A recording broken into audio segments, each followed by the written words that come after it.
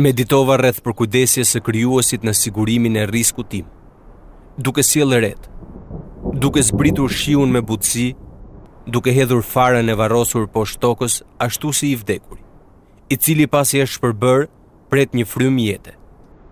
E kur ajo i vjen, bima përdridhet duke gjelbëruar, e kur uji pritet, ajo zgjat dorën e të lypurit, anon kokën e saj me përulje dhe mbathet me veshjen e ndryshimit. Ajo ka nevojë ashtu si dhe unë për nxehtësinë e diellit, freskinë e ujit, për kodheljen e erës dhe për përkujdesjen ndaj tokës. Larg të metave qoftë ai që më tregoi nëpërmjet asaj që më rriti se si jam rritur unë në Zanafill. O shpirti im, ke parë disa prej urtësive të tij e turp të kesh. Pasha Allahun, nëse i drejtohesh dikujt tjetër përveç tij.